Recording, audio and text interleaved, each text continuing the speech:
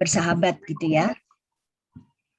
Ya, seperti tadi pagi mungkin sudah diperkenalkan oleh Ibu Fensi, saya Dani dari Universitas Kristen Wirawacana Sumba, atau disingkat biasa Unkriswina Sumba, satu perguruan tinggi di Pulau Sumba yang punya program studi hukum. Nah, jadi ini satu program studi di kami, satu program studi. Nah, sebenarnya program studi ini juga belum lama, jadi dia baru 2016.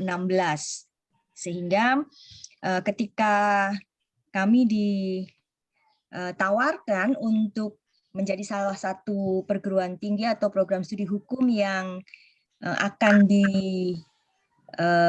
akan dikawal gitu ya oleh program SLAY, kami senang sekali begitu ya. Karena itu berarti kami bisa belajar banyak dari universitas lain. Apalagi ya terus terang di antara 4 perguruan tinggi yang didampingi oleh program SLAY, kami yang paling kecil gitu ya dari segi ukuran gitu. Ya, dibandingkan dengan Mataram atau apalagi Ambon gitu ya. Bahkan juga dengan Universitas Kristen Artawacana di Kupang. Beda umur kami jauh begitu. Jadi kami senang sekali bisa terlibat dalam program SLAY ini. Nah, bersama saya juga hadir koordinator SLAY di Unkriswina Sumba yang juga menjadi ketua program studi hukum, yaitu ibu ya, sebenarnya bukan ibu, dia masih nona-nona ini. Saya kalau panggil dia ibu tuh agak aneh gitu ya. Biasa kami panggil dia Nona Kaprodi ya, Nona Ketua Program Studi. Kalau yang ibu-ibu biasanya kami panggil Mama Ibu Kaprodi. Nah, kalau dia ini Nona Ibu Kaprodi Rambusanti yang hari ini juga hadir bersama saya di sini dan akan sebenarnya yang lebih menjelaskan bagaimana proses atau implementasi program SLAY ini di Unkriswina Sumba, khususnya dalam proses kurikulum dan penyusunan RPS. Memang untuk kami di Unkriswina, ini adalah tahun, atau yang sebenarnya tahun lalu ya, itu tahun selesainya siklus kurikulum 2016.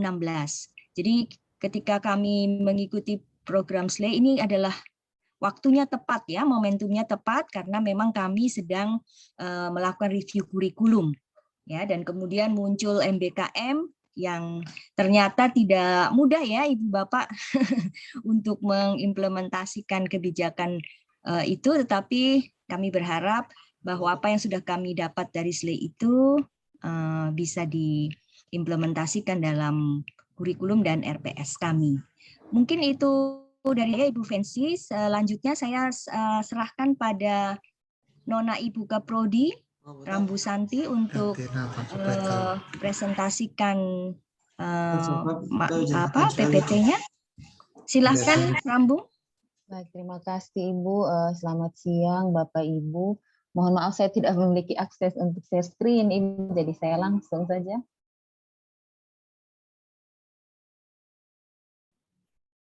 Bisa, sebentar. Bisa sudah Ibu. Oh iya, siap.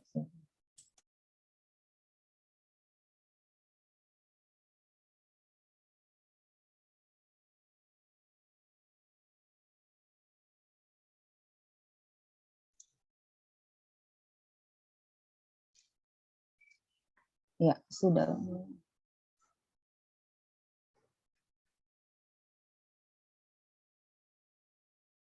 Baik, selamat siang Bapak Ibu. Terima kasih atas kesempatan yang diberikan kepada saya. Saya akan menjelaskan implementasi topik SLAY dalam kurikulum di program studi hukum Universitas Kristen Wirawacana Sumba.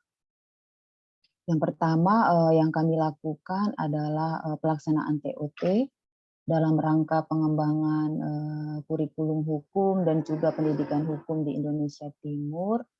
Kemudian hasil dari pengembangan kurikulum atau pengembangan pendidikan hukum di Indonesia Timur itu kami integrasikan dalam perubahan kurikulum seperti yang sudah Ibu Dr. Dandi jelaskan bahwa sejak tahun lalu kami sudah mempersiapkan untuk perubahan kurikulum di program studi kami.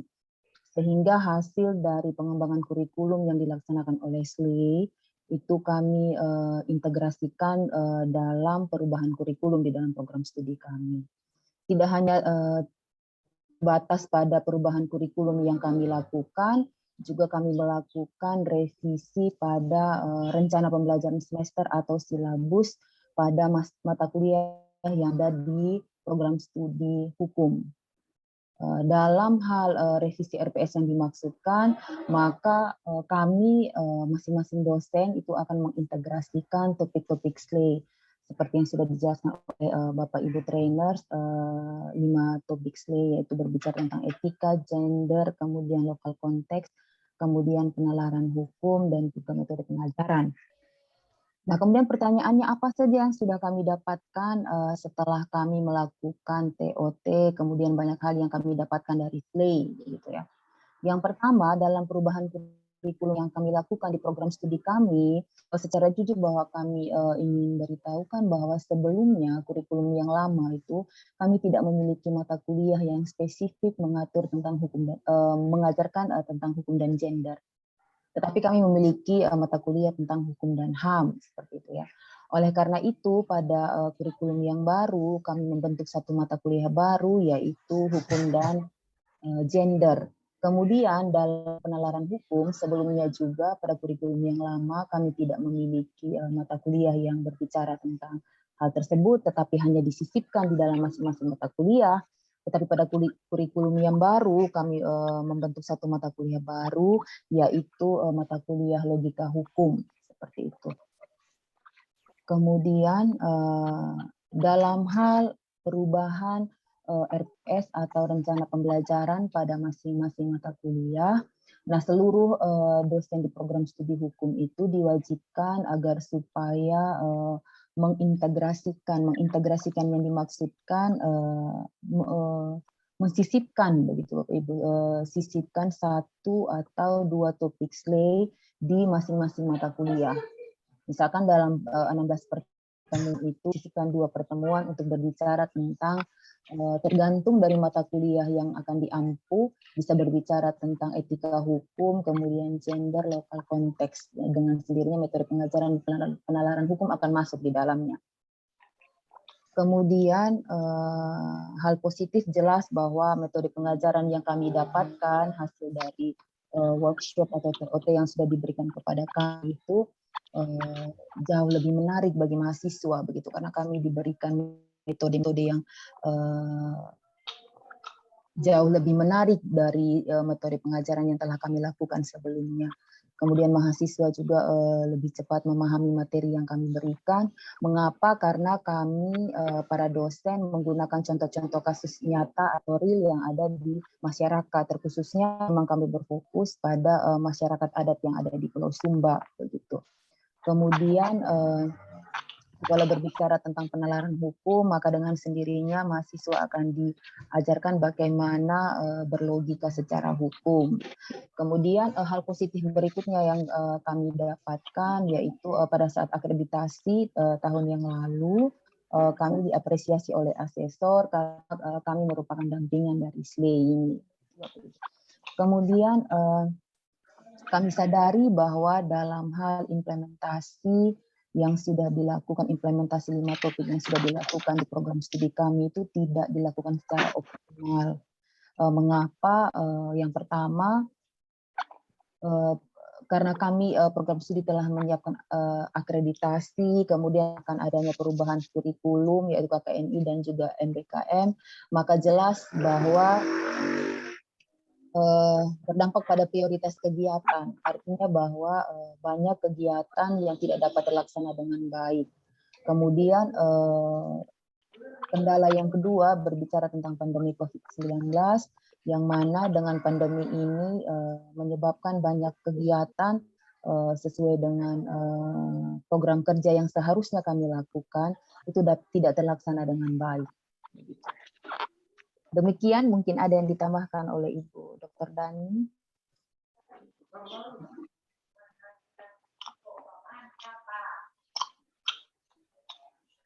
Demikian implementasi yang sejauh ini sudah kami lakukan di Universitas Sumba, Bapak Ibu. Ya, terima kasih Bu Rasti. Terima kasih Ibu. Ibu Dani mungkin mau menambahkan atau cukup? Oh, sinyal, kayaknya sinyal tidak bagus. Sam, dulu silakan kalau ada pertanyaan kami waktu kami. Oke, baik Ibu, mungkin karena sinyal, tapi saya mendengar secara terputus-putus. Jika ada pertanyaan akan dijawab dengan senang hati. Mungkin kita panel Ibu. Untuk selanjutnya saya mengundang Pak Liven dari UKAU. Mungkin Pak Liven boleh juga seperti Bu Rasti sharing session buat kita, dan terakhir mungkin Pak Rian.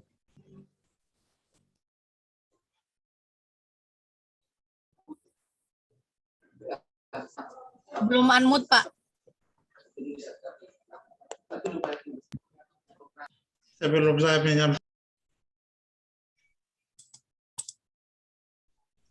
Pak masih unmute, Pak. Pak Liven dari UKAU ini bawa lengkap ya, Pak Liven.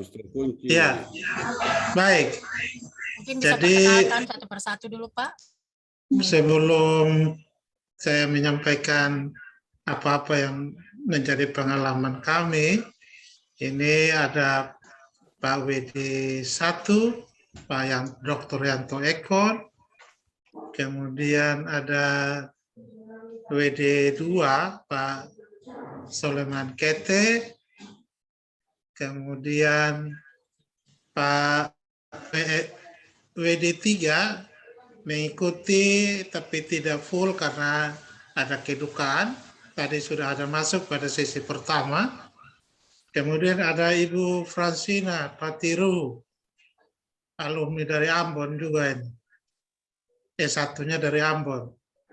Kemudian ada Pak Haji Benafa, ada Pak Adi Wewo, kemudian ada Pak Rengke Domanu, kemudian tadi ada Pak Dr. Filman Poli, tapi mungkin keluar, sebentar belum masuk. Nah itu kami yang ada di UKW.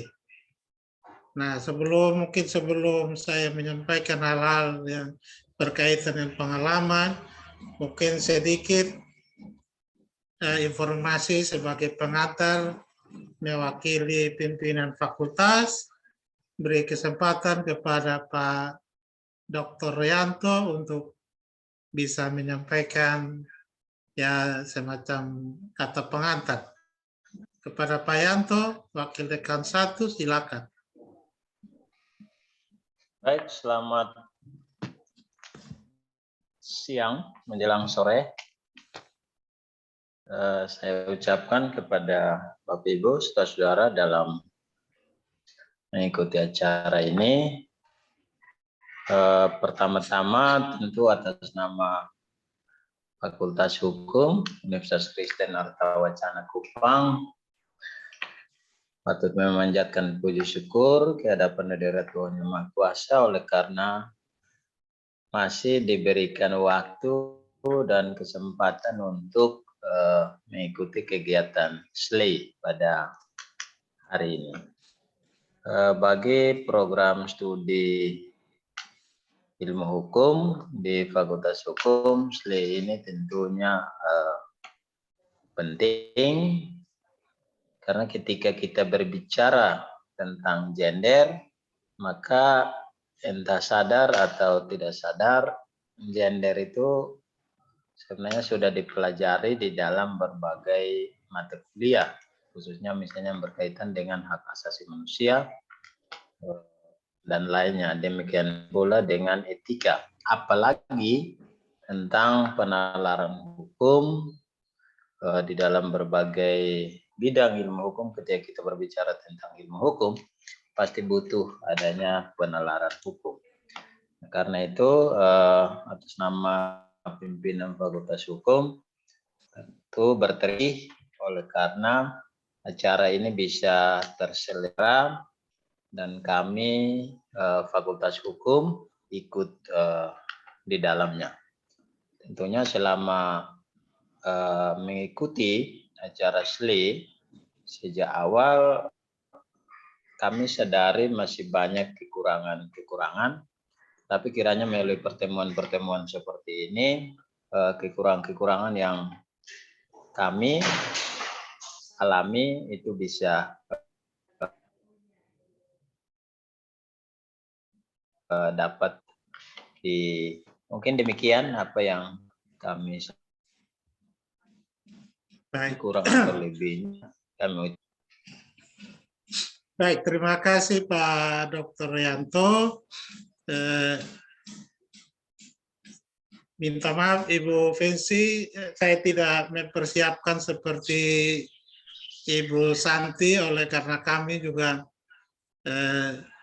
misalnya hari Sabtu itu harusnya pertemuan juga, tapi karena kami ada rapat senat untuk pergantian antar waktu Wakil Rektor 3 yang meninggal karena COVID. Jadi dari siang kami ikut di Sumba, webinar di Sumba, kemudian lanjut dengan rapat. Jadi kami tidak sempat mengikuti pertemuan. Kira-kira apa yang dipersiapkan untuk pertemuan hari ini. Tapi kita berbagi pengalaman bahwa dengan kegiatan SLE ini menambah pertemanan, itu pengalaman. Semakin banyak pertemanan itu tentu membuka jalur untuk kita saling berkomunikasi. Seperti tadi contoh, ada seorang teman dari Pakete 20 tahun tidak bisa ketemu, tapi karena lewat SLE mereka bisa ketemu walaupun secara virtual. Nah, ini sesuatu pengalaman bahwa kerjasama seperti ini sangat menguntungkan kita semua. Nah, pengalaman berkaitan dengan persiapan dan implementasi dari program SLE, terutama 4 pokok utama yang menjadi dasar, kemudian kita tambah dengan pembelajaran interaktif. Kami seperti tadi dikatakan oleh Pak Widi 1, kami sudah mencoba beberapa mata kuliah yang implementasi karena TOT yang lalu itu menjadi dasar, sehingga walaupun belum berubah tetapi dalam proses belajar mengajar itu tentu kalau dalam mata kuliah teman-teman itu berkaitan dengan 4 pokok itu kita minta untuk disampaikan. Dan terima kasih juga untuk 4 orang yang setia, Pak Erlambang, Pak Widodo, Pak Ricardo, dan Ibu Bibip yang selalu memberikan pencerahan bagi kami. Terutama mungkin pemahaman ketika kita omong tentang gender, mungkin juga di antara kita dosen Fakultas Hukum ada juga masih melihat itu sesuatu yang tapi ketika sudah disampaikan oleh teman-teman trainer bahwa khusus untuk gender itu bisa diinteraksikan ke beberapa mata kuliah yang tidak hanya melihat antara relasi laki-laki dan perempuan, tetapi bagaimana melihat bahwa dalam praktek itu ada ketidakadilan. Ya. Jadi kita tidak hanya lihat oh ini ada laki-laki dan perempuan, tapi bagaimana kita lihat proses ketidakadilan dalam berbagai aspek. Ya.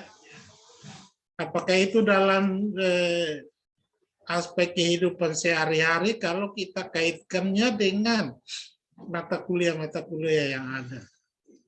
Ya, jadi Misalnya berkaitan dengan perkawinan, ya itu selain ada gender, ada hukum adat, ya juga ada hukum nasional. Ya. Nah itu hal-hal yang ketika TOT pertama itu membuka wawasan, walau kalau mata kuliah gender ini kami sudah menjadikan dia mata kuliah mandiri sejak tahun 2006.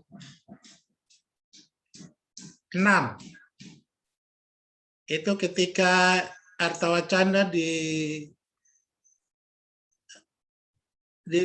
sana kami adakan pertemuan dengan ada beberapa antara lain Ibu Swiss, Ibu Kunti, sehingga ketika itu kami diminta kalau bisa itu tidak integrasi tapi dia mandiri, dan akhirnya juga menjadi mandiri. Nah, jadi itu jadi dasar. Kemudian mata kuliah lain yang berkaitan dengan etika, ketika kita perubahan kurikulum 2015 itu masuklah etika profesi. Jadi etika profesi itu merupakan mata kuliah tersendiri dalam kurikulum. Kemudian memang kami pernah ada mata kuliah penemuan hukum ketika Pak Dr. Mel, Pak Dekan, dan teman-teman baru pulang dari Jogja, itu kita sempat memasukkan mata kuliah penemuan hukum. Tetapi dalam perjalanan entah seperti apa, kemudian itu tidak lagi. Perubahan kurikulum, dia tidak masuk. Nah ini kita juga akan melakukan review kurikulum dalam tahun ini sekitar Oktober-Desember, dalam kaitannya juga dengan Merdeka Belajar dan yang sedang didengungkan oleh pemerintah, dan kita diminta untuk itu, sehingga kurikulum juga kami akan sesuaikan. Tentu dalam percakapan kita dengan SLE ini tentu ada banyak hal yang perlu dipikirkan berkaitan ketika kita merubah kurikulum nanti, materi-materi ini apakah ada yang muncul menjadi mandiri atau dia tetap integrasi dengan mata kuliah tertentu. Nah, itu berkaitan dengan kemudian mata kuliah yang lebih spesifik berkaitan dengan penalaran, ya, lokal konteks, itu tentu banyak mata kuliah yang bisa kita masukkan integrasi SLE di sana, ya. Misalnya hukum adat. Dalam percakapan tadi, kalau kami di Unkris Artawacana itu hukum waris dan keluarga itu mata kuliah pilihan wajib bagi mereka yang berminat di hukum perdata. Dan itu diasuh oleh Pak Soleman Kete. Kita biasanya bilang Pak Kete ini ada ahli perkawinan. Kebetulan orang Sumba, jadi mungkin kawin culik juga bisa masuk di situ, Ibu Ranti. Ya, jadi ini mata kuliah yang kami berkaitan dengan lokal konteks, ya, misalnya hukum lingkungan, ya itu juga hukum agraria, itu lokal konteks itu tidak ada di mata kuliah itu. Ya. Kemudian kebetulan NTT juga berhadapan dengan Timor Leste dan Australia, tentu juga lokal konteks itu berkaitan dengan adat dan juga hukum internasional. Nah itu bidangnya Pak WD1. Ya. Nah Itu ketika kita TOT itu sudah banyak yang disampaikan, dan berdasarkan informasi itu kita juga sementara teman-teman dipersiapkan untuk menyiapkan draft. Ya, kami tidak semua mata kuliah, tapi kami ambil kurang lebih 12 mata kuliah yang akan menjadi sumbangan bahan ajar dalam akhir dari program SLE. Itu juga sesuai dengan keinginan kita bersama. Nah, itu mungkin yang ingin saya sampaikan berkaitan dengan implementasi. Mungkin ada teman-teman dari Arta Wacana yang ingin menyampaikan pengalaman ketika sudah TOT, kemudian ketika mengajar. Nah, satu ilmu baru yang kami dapat itu waktu TOT kedua, itu bagaimana pembelajaran interaktif dengan menggunakan media. Dan Pak Dhani dengan sukacita membantu kami bagaimana kita menggunakan ruang virtual itu bisa menggunakan metode-metode itu. Misalnya dalam pembelajaran kita menggunakan kuis dengan secara cepat, ya, untuk mendapatkan informasi dari mahasiswa. Dan Pak Dhani kami sudah mendapatkan ilmu sedikit, mudah-mudahan itu kami terapkan dalam semester ini. Mungkin itu pengalaman kami berkaitan dengan persiapan-persiapan. Jadi ada yang sudah implementasi, misalnya TOT pertama itu kita lakukan pada saat menjelang semester ganjil, dan itu pemahaman-pemahaman itu hanya memang ketika kita berhadapan dengan pandemi COVID, kendala-kendala tertentu berkaitan dengan internet dan sebagainya. Apalagi kalau kami di NTT, kalau ada angin itu pasti mahasiswa tidak. Ya, sementara ini kan kita juga lagi sementara angin keras, biasanya dari Juli sampai dengan awal Oktober. Jadi mungkin itu sedikit. Mungkin ada Pak Kete atau Pak Ibu Yolin bisa memberikan pengalaman. Ibu Yolin adakah?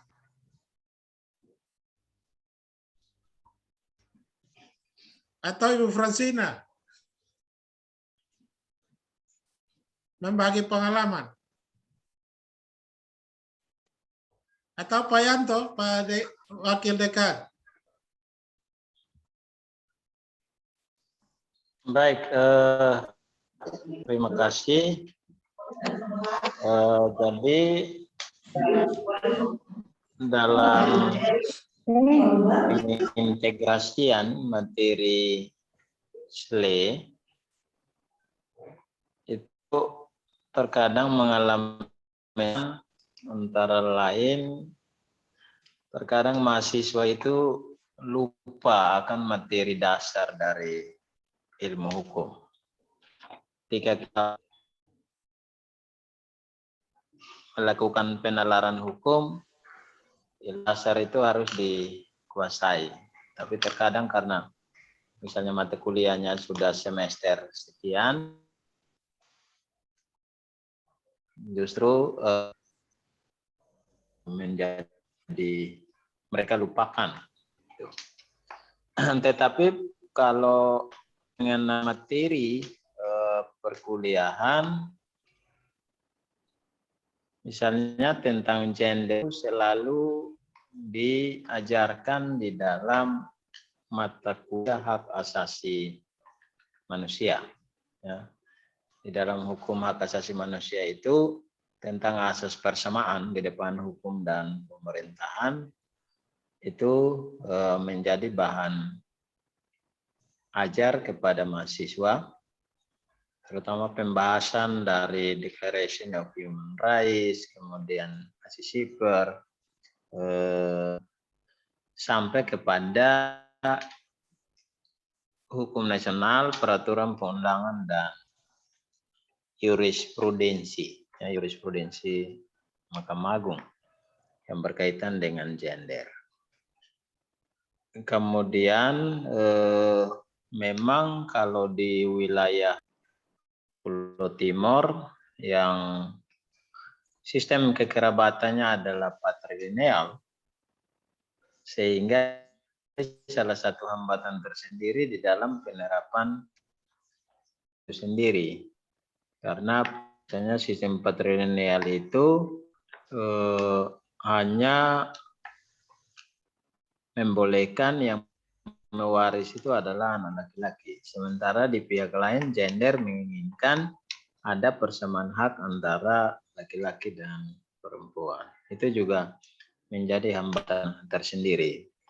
Nah, yang solusinya adalah ketika terjadi pertentangan antara hukum adat dan perundangan, manakah yang harus disampaikan adalah berkaitan dengan teori. Kemudian yang kedua tentang etika profesi dalam kurikulum Fakultas Hukum itu ada mata kuliah etika profesi.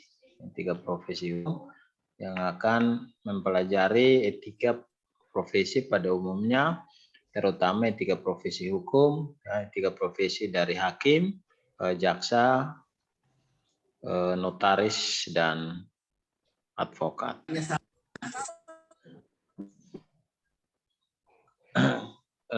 Mungkin itu saja Pak Livan yang bisa saya sampaikan. Terima kasih Pak Yanto. Itu yang bisa kami sampaikan Ibu Fensi.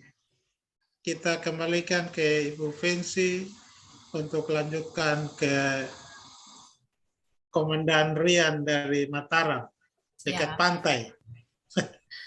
Baik, terima kasih Pak Livan, Pak Yanto dari UKAU, dan terima kasih teman-teman dari UKAU yang sangat banyak hadir di saat ini. Dari Padekan pagi hari, Pak WD1, Pak WD2, dan Pak WD3, meskipun Pak WD3 sudah meninggalkan room ini, tetapi paling tidak paket lengkapnya hadir hari ini. Sedangkan dari Sumba tadi ada Ibu Dekan Dani, dari Universitas Wina, dan Ibu Rasti. PR1 Ibu. Ya, oh iya, sorry. Ya, yang terakhir mungkin dari Pak Rian akan memberikan sharing session juga sama seperti teman-teman yang lain. Kepada Pak Rian, disilakan. Terima kasih Mbak Fensi, teman-teman semua dari Unpati. Selamat siang menjelang sore, kalau sana kayak udah mau sore bentar lagi, kita baru siang. Teman-teman semua saya dari Undram, karena dikasih tahu Mbak Fensi cuma 10 menit, jadi saya pikir saya sharing session biasa aja, jadi nggak usah menampilkan slide. Nah, jadi pada kesempatan ini beberapa pengalaman Undram yang sudah kami lakukan dalam proses kerjasama SLE ini, diantaranya adalah kami memetakan potensi bagaimana supaya SLE atau tanda kutip nilai-nilai SLE hingga integrasinya itu bisa berjalan walaupun program SLE sudah berhenti misalnya di kemudian hari. Akhir Desember nih program SLE sudah selesai. Sehingga dari hasil analisis internal di Fakultas Hukum Undram bahwa kami melihat ternyata yang lebih semangat dalam proses integrasi kurikulum dalam mata kuliah tertentu itu adalah dosen-dosen muda, sehingga dalam beberapa proses pelatihan TOT Dan yang terakhir pada proses pembuatan buku ajar itu memang yang kami bukan fokus pada dosen muda, tapi memang dosen-dosen muda yang lebih interest atau menarik kesempatan itu. Karena pada kesempatan sebelumnya dengan Pak Dekan Fakultas Hukum Unram, Pak Dr. Hirsan menyatakan kalau yang muda semangat ini mempengaruhinya lebih mudah, sehingga strategi kami memang lebih pada teman-teman muda. Jadi tidak ada mata kuliah khusus per bagian ataupun per misalnya apakah pidana sendiri atau HTN dan lain-lain, tapi bebas dari teman-teman sendiri. Sehingga pada program yang terakhir itu ada proses pembuatan buku ajar yang saat ini sedang proses. Ada 5 mata kuliah yang memang didampingi SLAY. Yang pertama itu ada mata kuliah hukum internasional, ada hukum pidana internasional, ada hukum investasi, hukum perjanjian, dan yang terakhir adalah hukum kekayaan intelektual. Nah, inilah yang coba kita kembangkan awalnya menjadi sebuah buku ajar, karena niatan Fakultas Hukum Unram adalah di tahun ini kita coba dengan bantuan SLAY untuk mengintegrasikan ke 4 tema SLAY dalam mata kuliah tersebut, dan di tahun depan adalah sudah dipersiapkan dalam rencana keuangan tahun depan untuk menambah beberapa mata kuliah yang akan diintegrasikan nilai SLAY walaupun sudah berakhir di akhir tahun ini. Nah, itulah yang sedang dipersiapkan. Jadi memang prosesnya tidak terlihat banyak kalau di kami Bapak Ibu, tapi kami ingin berkelanjutan karena proses perubahan kami tidak mau mengambil langsung masif, tetapi dimulai dari yang sedikit tetapi dilaksanakan oleh dilaksanakan oleh beberapa, khususnya di teman-teman dosen muda. Dan dari hasil proposal buku ajar yang diajukan oleh 5 kelompok tersebut, semuanya mengadopsi dengan cara menyisipkan beberapa di dalam bab khusus, itu subbab tersendiri mengenai nilai-nilai SLAY tersebut. Dan memang banyak tantangan ya kalau kita lihat lagi menyangkut tentang gender, sehingga proses penyisipan dalam bab itu sendiri menjadi challenging tersendiri untuk setiap kelompok. Nah, challenging itu sebenarnya sudah dibahas di saat proposal buku ajar yang sebelumnya dihadiri oleh tim SLAY internasional, gitu. Ada Jacqueline dari Belanda, dan di bulan depan itu akan ada review dari hasil draft buku ajar yang memang sudah dibuat oleh teman-teman kelompok yang memang sudah diberikan funding kemarin, sehingga nanti hasil cetak yang ready print itu sudah memang dimantapkan, yang rencananya nanti kami mengundang beberapa fasilitator dan tim SLAY internasional untuk mereview buku ajar, sehingga nanti buku ajar ini bisa menjadi contoh untuk pengembangan kurikulum mata kuliah yang lain. Begitu kalau di Unram, sharing singkat dari saya, Bu Kenci. Terima kasih Pak Rian dari Unram. Mungkin saya kembalikan ke Pak Herlambang atau Bu Fitri menanggapi, atau teman-teman dari Fakultas Hukum Unpad sendiri ingin menambahkan atau memberi pengalaman terkait dengan integrasi. Pak Jemi, Bu Ivan, Bapak Ibu, untuk ketahuan Bapak Ibu sekalian bahwa ketika kita buat TOT pertama atau workshop pertama itu ada beberapa mata kuliah, karena kebetulan saat itu kami hanya mengundang ketua-ketua bagian dan sekretaris bagian serta 1 anggota bagian.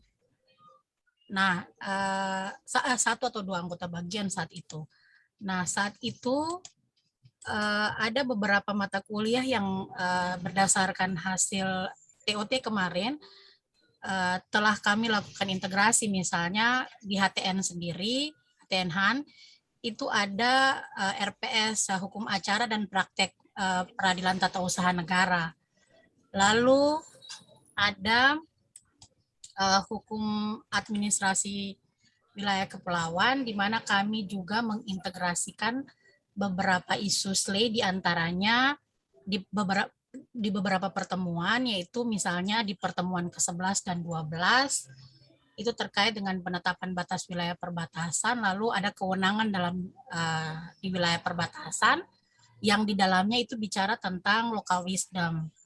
Lalu kelanjutannya itu di pertemuan 13, 14, 15 juga itu bicara tentang berbagai hal yang berhubungan dengan local wisdom, dengan sub tema yaitu masyarakat hukum adat di wilayah kepulauan dan masyarakat hukum adat di wilayah perbatasan dengan instrumen yang di combine seperti itu. Lalu ada juga yang seperti tadi Pak Herlambang sampaikan bahwa isu-isu gender ini juga sebenarnya bisa diintegrasikan di mata kuliah apa saja, selain juga isu moral dan etika. Nah, di hukum kepegawaian juga kami memasukkan isu gender itu di pertemuan 6 dan 7 tentang prinsip nilai dan kode etik perilaku ASN. Lalu ada netralitas aparatur sipil negara, itu terkait dengan moral dan etika. Selanjutnya adalah mungkin di perdata RPS yang dibuat oleh Ibu Teng, Pamo dan Pak Onal, yaitu mata kuliah hukum acara perdata dan praktik peradilan, di mana legal skill-nya memang sangat menonjol diberikan di sini. Kemudian implementasinya lebih banyak lewat SAP. Kemudian juga di hukum pidana ada mata kuliah hukum acara pidana dan praktek peradilan yang dibuat saat itu oleh Ibu D dan teman-teman, Ibu Yona, Ibu Elsa juga, memasukkan legal reasoning dan legal skill, bahkan moral dan etika terkait dengan ketika bicara tentang hukum acara pidana material itu sendiri, dan juga tindak pidana tertentu di luar KUHP itu juga dimasukkan di dalam beberapa mata kuliah itu. Lalu untuk hukum internasional itu ada beberapa mata kuliah juga, misalnya ASEAN dan kerjasama antar negara, hukum internasional dan hukum diplomatik serta hukum humaniter. Itu yang rancangan yang kemarin dimasukkan ke kami. Seperti itu Pak Herlambang. Jadi pada prinsipnya semester kemarin kami sudah memasukkan atau mengintegrasikan beberapa isu SLE. Kami tidak menganggap bahwa harus mengatakan isu SLE, tetapi kami lebih menyebutkan isu misalnya gender, local wisdom, kemudian legal skill, legal reasoning, dan moral dan etika di dalam integrasi mata kuliah di dalam RPS misalnya sebagai bahan ajar. Mungkin itu Pak Herlambang. Bu Fancy, apa boleh langsung saja kolega dari Unpati supaya boleh, Pak. Lebih optimum dialognya? Iya, mungkin ada Pak Juan dari hukum ketua bagian pidana, ada Ibu Ivon juga dari HI, lalu ada Ibu Basar tidak ada. Pak Juan mungkin duluan, Pak.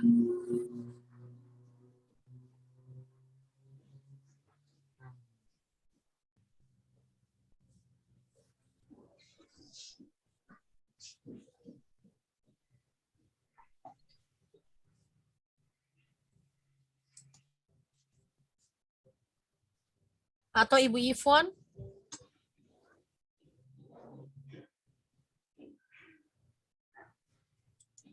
Mungkin dari Bapak Ibu yang kemarin, Ibu Teng misalnya, Ibu. Waduh. Ibu D.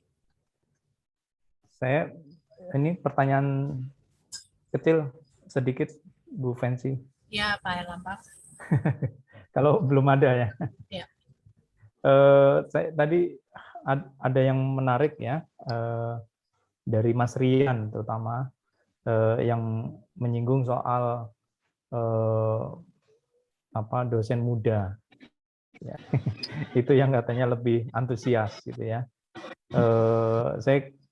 Saya tidak melihat ini di presentasi tempat lain, mungkin tidak terlalu melihat dari sisi usia, tapi bagi kita ingin tahu ya,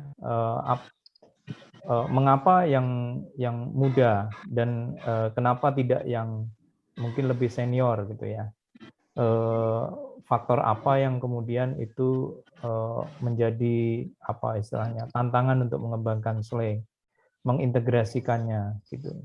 Nah, lalu berdasarkan observasinya Mas Rian dan tim di sana, kira-kira bagaimana jalan keluarnya? Karena SLE ini kan diupayakan bersama-sama gitu ya.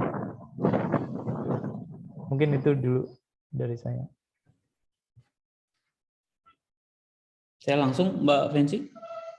Ya, Pak, silakan, Pak.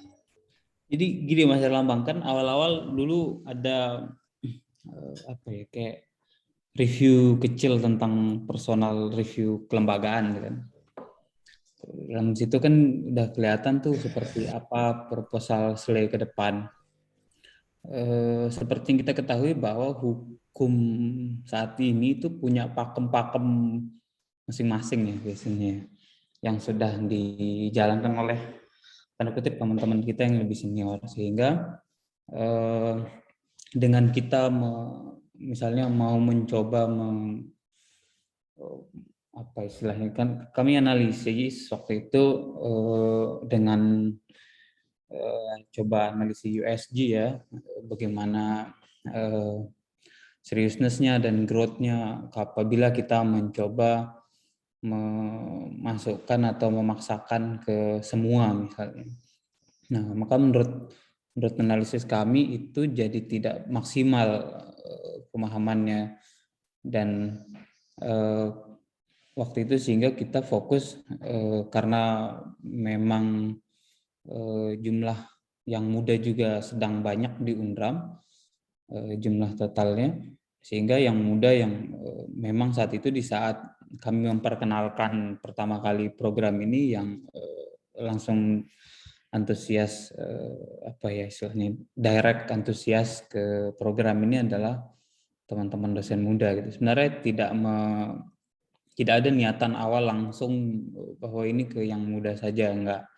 Tapi setelah review lalu coba kita sosialisasikan, dan memang yang menyambut langsung itu adalah teman-teman muda. Dan di saat saya konsultasi dengan jajaran pimpinan, lalu memang jajaran pimpinan menyatakan kalau istilahnya, kalau ingin yang lebih memberikan perhatian itu sebenarnya yang kita harus berikan perhatian, bukan dalam arti tidak memberikan perhatian yang tidak ngasih perhatian, tetap kita sounding, tetap kami informasikan siapa yang berkenan. Karena misalnya kalau kami paksakan misalnya TOT untuk teman-teman siapa yang berkenan hadir, dan kami sudah sampaikan sebelumnya, kita buatkan inform of consent saat itu bahwa teman-teman harus hadir sepenuhnya, siapa yang berkenan, bahwa yang hadir ini harus hadir secara menyeluruh dan lain sebagainya. Nah, dan beberapa memang saat itu memang hanya dosen-dosen muda yang tanda kutip yang antusias. Jadi semakin mengerucut sendiri dari hasil review awal itu sih Mas Herlambang. Jadi nggak ada niatan untuk mendisiritkan yang lebih senior gitu.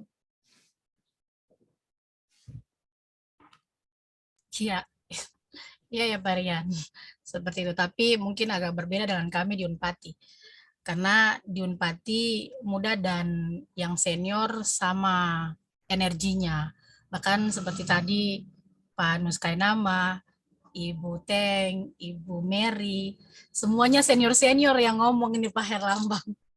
Jadi tidak bisa dibilang bahwa yang muda yang maju. Cuman bedanya adalah yang mendirect itu yang muda-muda, seperti itu, Pak Herlambang. Semangatnya yang muda. Iya, saya pikir Pak Nus Kainama meskipun sudah senior, tapi semangatnya sangat muda. Mungkin Pak Nus mau memberikan masukan, Pak. Saya tambahan aja. Pertama saya minta maaf dulu karena memang saya setelah jadi dosen 15 tahun tuh di dunia politik. Baru kembali bercokol lagi di dalam dunia ini. Tapi dasar ilmu itu tidak pernah kita lupa. Sekarang kalau saya tanya saja kepada hampir seluruh sarjana hukum, tolong menjelaskan pengertian daripada ilmu tentang definisi hukum. The social duration and definition sudah bergiban pengertian itu pasti banyak yang kacau. Nggak sih itu banyak dosen-dosen punya pengalaman karena dasarnya kuat. Jadi semacam ada payung sebenarnya. Kita tidak bisa legitimit bahwa sebenarnya memang aktivitas ini lebih banyak kalau kita juga menyadari bahwa potensi-potensi harus dikembangkan itu ada pada yang muda. Dan ini kita grip terus untuk berkembang. Arahan itu sebagai payung ini ya, senior-senior itu yang selalu mendampingi. Karena apapun juga kelembagaan itu, apapun keputusan muda ini kan masuk ke lembaga. Ada instansi, ada lembaga, bidang-bidang ada senat fakultas, yang hasilnya daripada apa yang kita gaji kan punya juga mesti dibawa ke situ. Nah, pekerjaan pendidikan emosional ini juga merupakan payung untuk diterapkan dalam kaitan kayak yang dikatakan oleh peneliti tadi bahwa di hukum itu tidak bedakan mana yang senior, mana yang junior. Dalam penerapan ilmu tidak ada klasifikasi seperti itu. Jadi mungkin lebih diprioritaskan yang muda agar demikian, setelah ke depan panjang segala macam itu. Nah memang saya sendiri tadi lah lihat dari Ungrad, saya masuk saja dari Ungrad itu memang saya lihat bahwa ada mata kuliah hukum dan gender. Memang cukup menarik juga klasifikasinya dalam kaitan dengan melihat perkembangan ke depan, seperti pada awal pertama tadi. Nah, kalau tiga ini akan dikembangkan dan keseragaman pola pikir untuk kita akan sepakat untuk Indonesia Timur dan dia akan sebagai payung secara nasional bisa dikeluarkan ke sana hingga dia menjadi aras atau dasar untuk pengembangan gender secara nasional. Karena itu kita berdasarkan berbagai macam peraturan nasional ke lokal yang mungkin kita akan kaji berdasarkan juga hukum adat yang tidak bisa dipisahkan. Nah ini memang penyerapan nilai-nilai gender baik atau ketiga pun orang akan bertanya apa sih yang maksudnya gender? Mengapa terjadi perbedaan gender? Apa dampak gejala sosial pada gender sendiri? Bagaimana cara kesetaraan itu dikembangkan? Bagaimana dampak-dampak negatifnya dari? Nah ini bisa banyak hal juga yang bisa dikembangkan. Dampak gejala sosial, poin yang paling penting. Nah tadi yang dikatakan tadi dalam kurungan RPS tadi mungkin ini akan menjadi suatu tekanan baru untuk ke depan mungkin program-program seperti ini kita kembangkan lebih secara strategis. Cuma saya katakan dari awal tadi bahwa pintu masuk keseragaman pola pikir dan persepsi hukum itu harus kita pegang secara rata. Agar betul nanti kalau bicara A sama di perguruan tinggi, B juga sama. Kita sepakat. Ini barangkali terima kasih. Terima kasih Pak Anos. Senior kami, no suhen di juristen eine definition to inem begrif von Recht dari Immanuel Kant. Ya mungkin ada lagi yang Ibu Teng, mungkin Ibu D, ada di sini Ibu D yang kemarin pada saat kita melakukan workshop hadir dan memberikan masukan serta pembobotan di RPS kami kemarin, mungkin bisa menceritakan semacam sharing pada saat melakukan pengajaran menggunakan RPS yang sudah dibuat itu Ibu, adakah kendala solusi ataupun masukan terkait dengan perbaikan atau apa yang harus dilakukan dalam rangka pendampingan ke depan lagi Bu. Karena ini tahun terakhir kami berharap bahwa masih ada lagi dan ada mungkin jaringan yang lain yang bisa lebih banyak membantu perguruan tinggi khusus Indonesia Timur dalam rangka ini.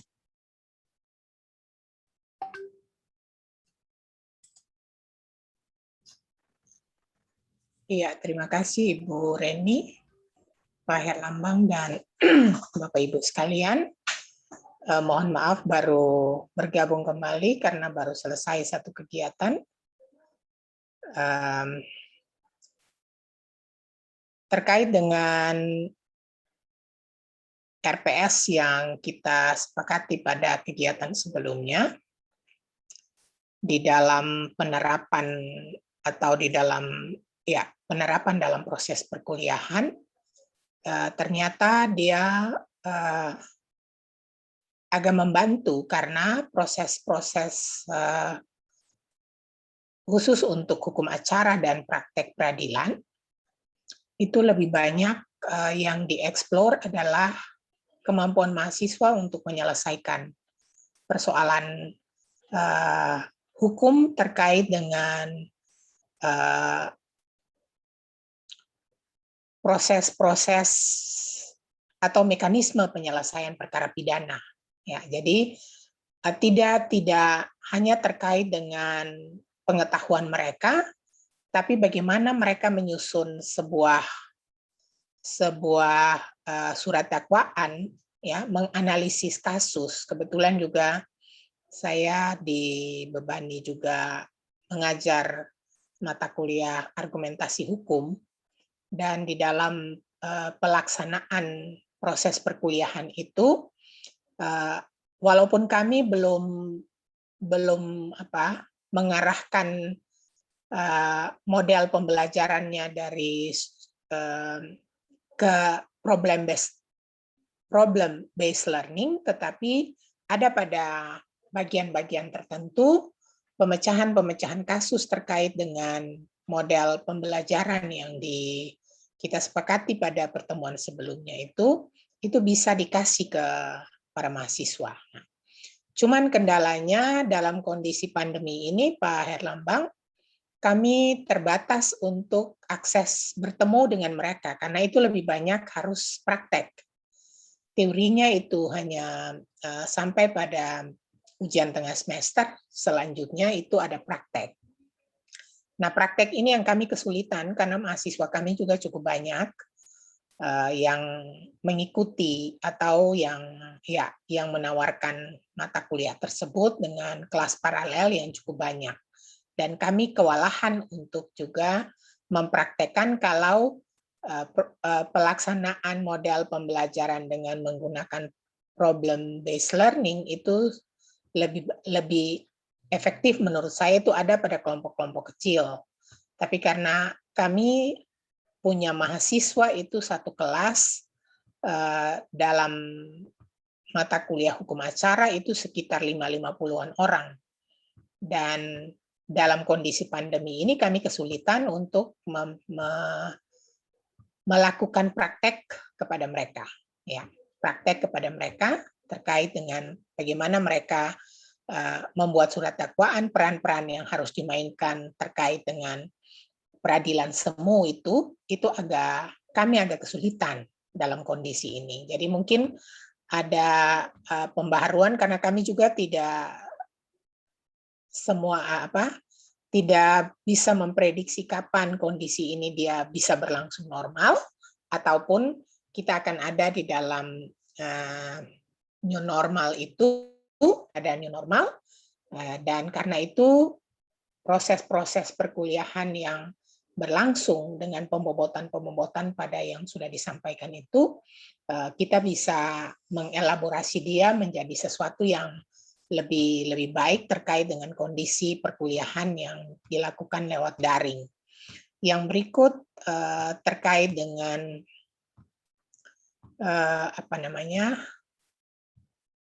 menganalisis dan membuat argumentasi dari penyelesaian kasus-kasus hukum itu juga sedikit terkendala, ya, Pak Herlambang dan Bapak Ibu sekalian. Karena memang kami menyadari bahwa khusus dalam kondisi pandemi ini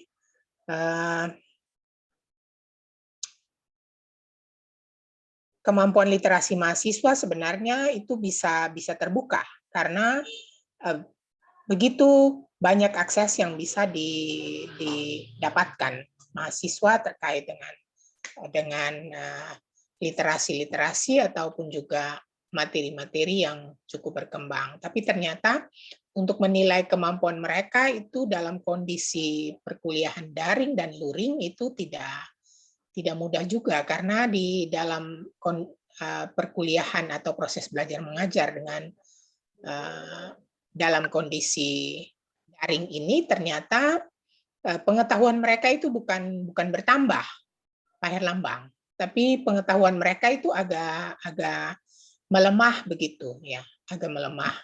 Kurang tahu apakah mungkin juga persoalan kendala. Ada yang tidak bisa beraktivitas di Kota Ambon, mereka harus pulang ke kampung-kampung halaman yang akses internet itu sangat sulit ya. Ada mahasiswa yang kuliah dari saya, tapi dia diharuskan untuk pulang ke kampung, dan di kampungnya itu tidak ada jaringan internet sama sekali. Dia harus turun ke ibu kota kecamatan untuk bisa mengakses internet, dan itu juga menjadi penghambat bagi mereka.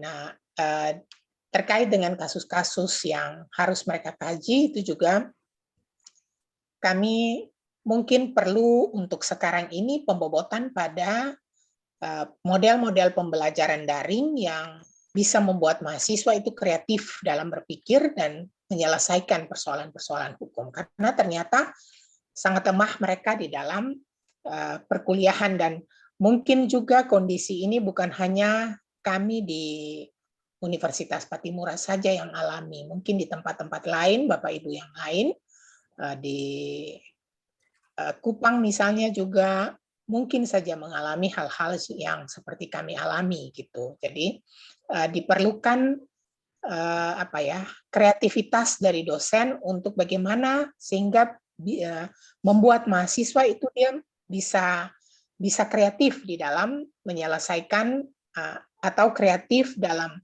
menyelesaikan tugas-tugas, terus juga mengelaborasi berbagai proses pembelajaran yang kami lakukan terhadap mereka, itu juga bisa dilakukan. Yang berikut terkait dengan pembelajaran PBL, problem based learning ini, memang kami pernah bagian pidana di Fakultas Hukum melakukan studi banding di Fakultas Hukum Universitas Udayana Bali untuk mempelajari soal model pembelajaran PBL ini. Nah, tetapi menurut kami waktunya memang tidak terlalu waktunya terlalu pendek untuk kami belajar, dan mereka sendiri pun melakukan proses pembelajaran itu sampai kalau tidak salah itu mereka mengikuti berbagai short course di Universitas Leiden atau universitas apa yang di Belanda gitu. Mereka kirim Rotterdam, mereka ya.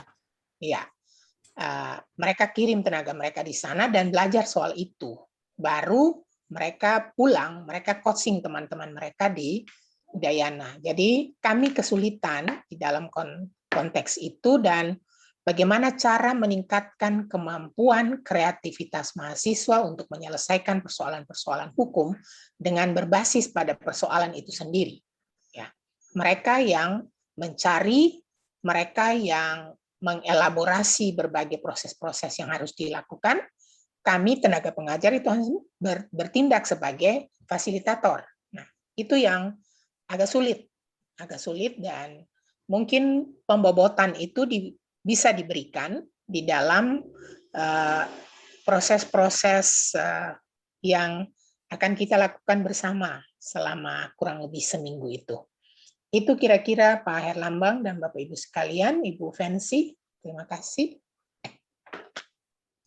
Terima kasih Ibu De atas sharingnya. Mungkin ada Bapak Ibu yang lain lagi sebelum saya memberikan kesempatan kepada Pak Herlambang dan Ibu Fitri. Pak Jemi mungkin, Pak Jem.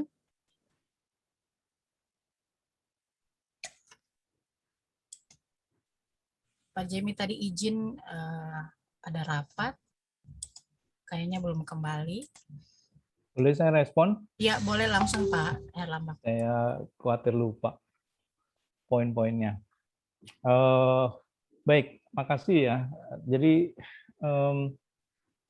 ini karena exchange ya, exchange pengalaman, pengetahuan. Jadi barangkali ini juga refleksi tentang sejauh mana program pembelajaran kita sama-sama di Fakultas Hukum itu lebih efektif, lebih efisien gitu, dan juga punya makna tersendiri di dalam proses belajar itu bersama mahasiswa. Nah, itu sebabnya sharing ini menurut saya menarik sekali ya. Ada juga pertanyaan untuk Pak Liven ataupun Bu Dani ya, dan pasti setiap kampus punya tantangan tersendiri. Misalnya tadi direfleksikan dari PBL ya, PBL-nya Unpati, dan mendengar dari paparan tadi sekilas agak kesulitan gitu ya. Saya belum begitu paham sebenarnya kesulitannya ada di mana, apakah atau kesulitannya untuk diterapkan itu kenapa? Mungkin lebih dielaborasi ya, supaya kita juga bisa membayangkan kendalanya apa. Nah, berkaitan dengan PBL ini sebenarnya dia salah satu metode pembelajaran yang memang juga menurut hemat saya baik ya. Kebetulan di program serupa dengan SLE atau program saudaranya SLE ini kan LIP ya di Fakultas Hukum UNER yang sekarang sedang mengembangkan PBL, Problem Based Learning. Nah, Problem Based Learning yang ada di kampus UNER tentu punya titik tekan yang beda dengan SLE ya. Kalau SLE itu dia lebih mengembangkan pendekatan konten yang lebih spesifik soal legal reasoning, legal ethics, termasuk gender and law, sekaligus bagaimana itu sensitif terhadap konteks hukum lokal. Jadi kontennya itu sendiri merupakan bagian penting ya dari proses. Sekalipun juga SLE mengajarkan dalam tanda kutip interactive learning ya. Interactive learning-nya itu juga diperlukan karena materi sebagus apapun tapi kalau disampaikannya juga tidak mengajak mahasiswa untuk berpikir kritis, tentu akan tidak tercapai tujuannya. Nah, kenapa saya sedikit singgung soal LIP ya? Menurut saya bagus, LIP itu mengajarkan mahasiswa untuk belajar mandiri sebenarnya. Belajar mandiri dalam arti begini, mahasiswa itu diminta 1 sesi atau 2 sesi belajar dengan tutornya sendiri. Tutornya siapa? Tutornya mahasiswa seniornya. Dosen di situ bisa keliling tuh ke masing-masing masing-masing kelas, masing-masing grup. Jadi satu kelas itu misalnya isinya ada 60 mahasiswa. 60 mahasiswa dipecah jadi 3-4 ya. 3-4 itu setiap kelompok setelah breaking, karena pakai online breaking breakout. Nah, breakout room. Di breakout room itu ada tutor masing-masing yang sudah di briefing oleh dosennya. Jadi memang dosen menjadi lebih punya waktu untuk mengembangkan fasilitasi breakout room itu yang mahasiswa langsung seniornya. Nah, kemudian mereka report di dalam kelasnya, report di dalam grupnya, dan tidak selalu berakhir dengan penilaian ya. Tetapi yang menarik adalah merangsang mahasiswa, semua mahasiswa atau setiap individu mahasiswa untuk bicara dalam tempo yang pendek atas kasus. Nah, kemudian kesulitan-kesulitan apa di dalam pembelajaran kasus, nah itu yang dimunculkan di dalam kelas besarnya. Nah, ketika ada di kelas besar, tidak selalu juga dosen yang menjawab gitu, karena sekali lagi dosen di dalam kerangka SLE maupun LIP saya kira sama-sama fasilitator ya, sama-sama memfasilitasi. Nah, program begini saya kira perlu terus dikembangkan, termasuk dengan memperkuat materi sebagai perspektifnya di dalam SLE ya. Itu sekilas ya respon untuk Bu Desi yang sebenarnya saya juga masih ingin belajar lebih jauh memahami problemnya apa terkait dengan itu. Karena kalau di UNER sendiri sejauh yang saya pahami interactive learning atau proses pembelajaran seperti itu sekarang jauh lebih efektif dan dosennya saya tidak bilang malas bekerja, enggak. Jadi dosennya juga menjadi lebih terbantu sebenarnya untuk berpikir secara lebih dinamis dengan memperlakukan mahasiswa sebagai kolega yang sama-sama belajar. Itu kalau sedikit yang merespon Ibu Desi yang tentu menarik juga untuk kita diskusikan. Baik, mungkin Ibu Bivitri bisa merespon apa yang disampaikan oleh teman-teman. Iya, saya memberi contoh saja mungkin ya. Jadi kalau PBL tadi Mas Herlambang yang lebih tahu karena kebetulan kami suka ngobrol juga di grup. PBL itu sebenarnya seperti apa gitu ya. Tapi saya mau menggarisbawahi saja bahwa di SLAY sebenarnya tak perlu spesifik sekali dengan tutor dan lain sebagainya. Karena di SLAY yang ditekankan bukan PBL seperti model yang diajarkan seperti misalnya tadi ya contohnya di Erlangga atau mungkin kalau Bu Desi tadi bilang di Udayana, tapi lebih banyak kepada itu tadi kemampuan pendekatan penalaran hukum, berpikir kritis, perspektif begitu karena tujuannya lebih ke konten seperti itu. Nah, kalau jadi bukannya yang PBL tidak baik, PBL pun bisa digunakan untuk kepentingan SLAY gitu. Tapi penekanan bobot dari SLAY lebih ke kontennya tadi dan cara mengajar gitu, yang lebih menggunakan putusan dan lain sebagainya. Nah, jadi kalau masukan saya kira dari sharing dari semuanya juga tadi dari kawan-kawan kampus-kampus lain, saya kira kendala kita kan serupa ya, yaitu pembelajaran online. Saya kira kita semua sangat paham hambatan atau tantangan yang muncul gara-gara pembelajaran online ini. Jadi mungkin saya masuknya ke tips and tricks mungkin ya, yang mungkin berguna juga untuk Ibu Desi dan mungkin Ibu Bapak yang lainnya di ruangan Zoom ini. Yang dengan pendekatan SLAY yang mendorong pembahasan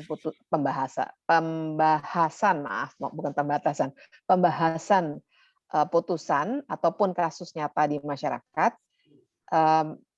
memang membutuhkan pengelolaan yang lebih untuk diskusi kelompok. Ya, jadi inti soal menjadi fasilitator muncul di sini. Nah,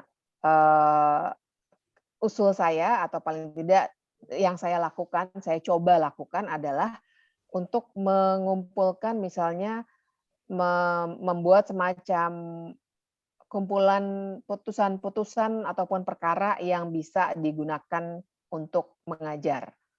Ya, dengan diikuti oleh pertanyaan kunci yang relevan dengan mata kuliah kita. Karakter pertanyaan kuncinya seperti yang tadi kami sampaikan di muka.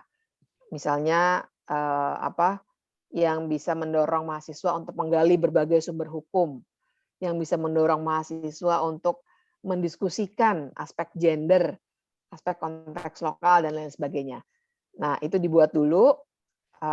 Jadi memang kita lelah di bagian awal karena harus baca putusannya atau menyarikan kasus nyata di masyarakat yang mungkin belum jadi putusan pengadilan tadi ya dirapikan, kemudian dibuat pertanyaan kuncinya dan kemungkinan jawabannya. Kita lelah di awal, tapi setelah itu kita bisa biarkan mahasiswa bekerja sendiri.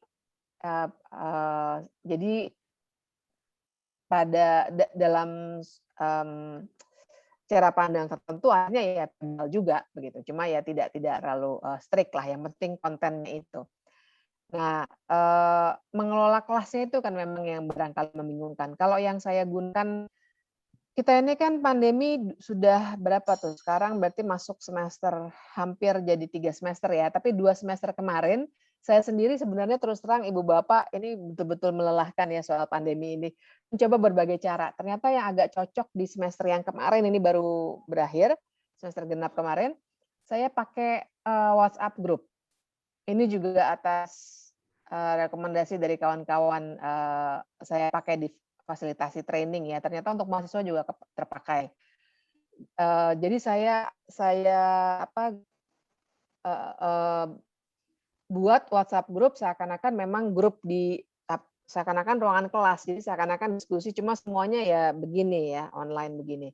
Jadi setelah saya akan bilang misalnya, oke, untuk jam 1 siang nanti saya akan memberi materi hanya 40 menit karena toh mahasiswa juga akan bosan kan kalau dia mengajar, walaupun kita paksa mereka tidak matikan kamera supaya tidak tidur, tapi mungkin juga tidak sepenuhnya karena toh sambil buka kamera mereka tetap bisa apalah mereka lakukan dengan gadgetnya begitu ya.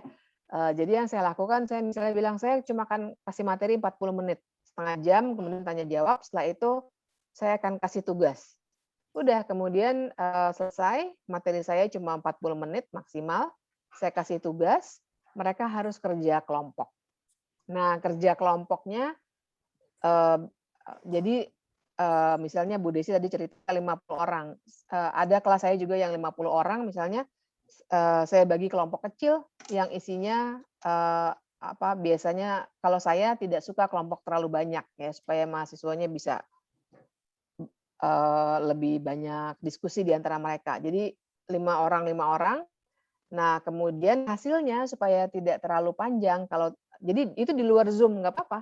Nanti kita tentukan lagi kapan kumpul di Zoom untuk presentasi atau bisa juga mereka sampaikan secara tertulis. Kebetulan kami menggunakan Moodle ya ininya learning management system kami ada Moodle. Tapi kalaupun tidak itu, karena saya mengajar satu lagi di Universitas Atmajaya Jakarta, saya pakai saja Google Drive ya dan segala macam Google Docs, Google Drive dan Jamboard segala macam. Dan ternyata mahasiswa karena mereka juga sangat cepat ya beradaptasi, mereka juga senang dengan itu. Jadi mereka kumpulkan misalnya di Google Drive, kemudian capeknya kita ada lagi di soal memberikan komentar.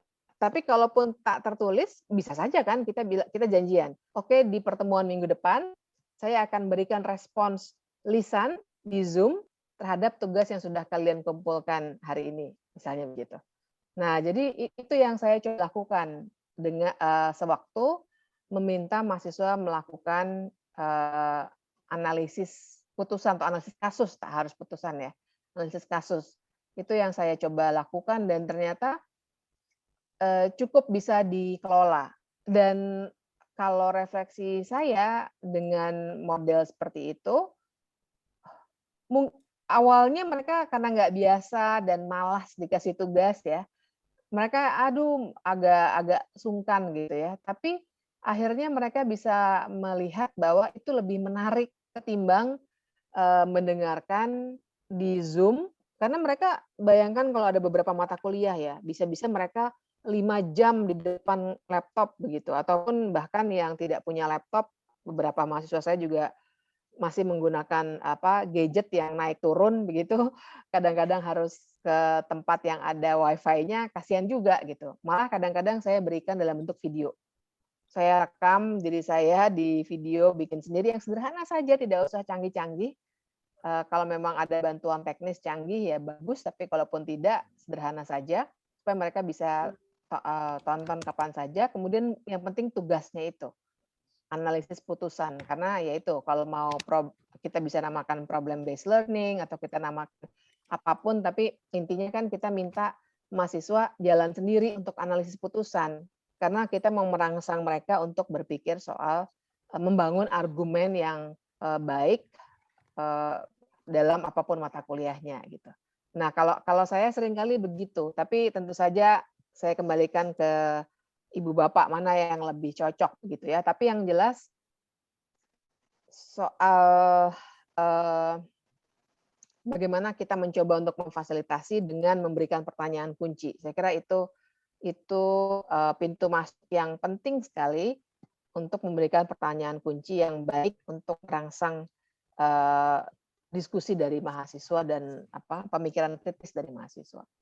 Nah itu Ibu Fancy saya kembalikan, terima kasih. Terima kasih Bu Bivitri dan Pak Herlambang.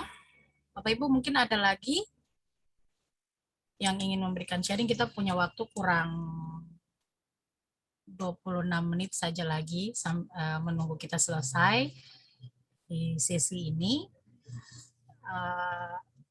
Mungkin Pak John Pasal Besi bisa memberikan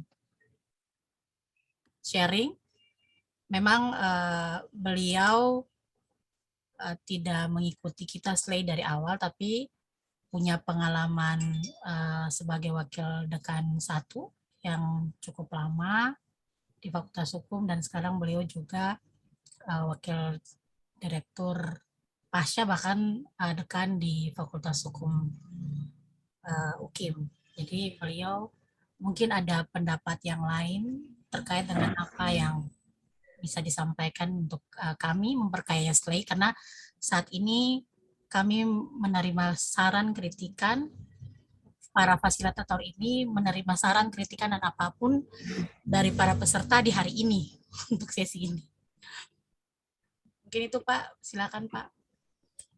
Iya Pak, Ibu pensi, mungkin tambahan saja ini. Ibu pensi teror ini saya.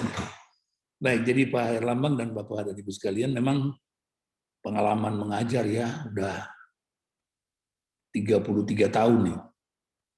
Sejak 87 dan punya pengalaman di akademik, baik di Wadek 1 maupun wakil direktur pasca, dan kini dipercayakan menjadi dekan Fakultas Hukum Universitas Kristen Indonesia Maluku. Ada beberapa pengalaman sebenarnya. Artinya dari apa yang disampaikan oleh Bapak dan Ibu, apapun model pembelajaran, yang jelas tugas kita adalah menjelaskan sesuatu objek atau sesuatu topik kepada mahasiswa, dan itu memang tidak sulit. Ya, dan itu memang tidak gampang.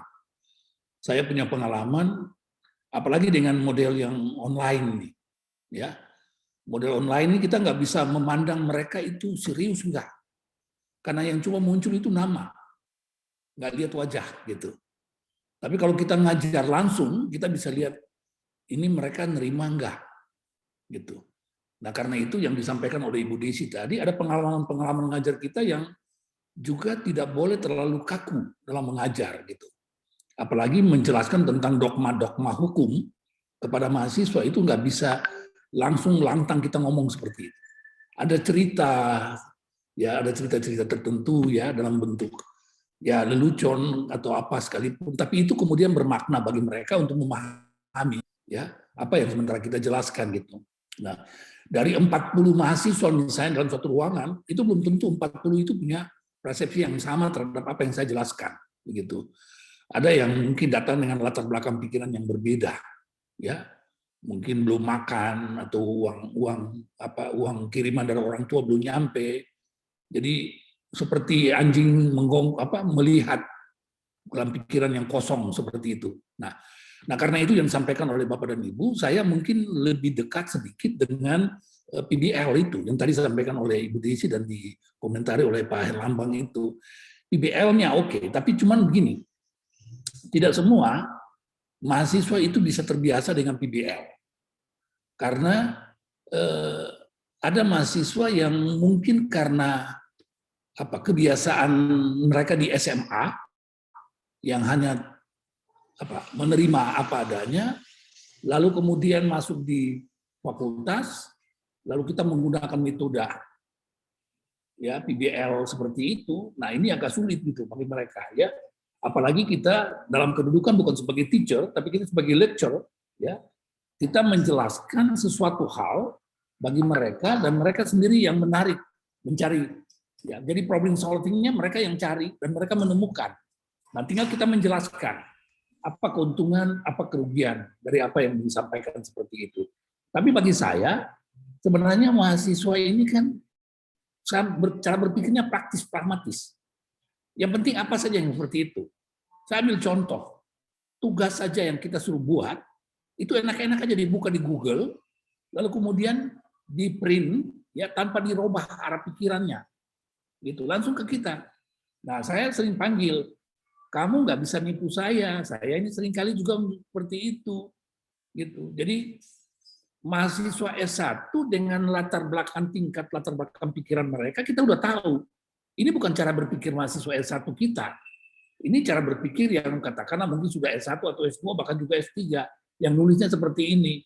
Seperti itu. Nah, itu yang kemudian, karena itu mungkin teman-teman SLAY, kita mungkin berpikir tentang, tetap kita mungkin bisa menggunakan apapun metode pembelajaran kita, tapi kalau misalnya kita mau menggunakan PBL, maka oke, cuman dengan catatan bahwa PBL itu juga harus benar-benar selektif dalam pembelajaran seperti itu.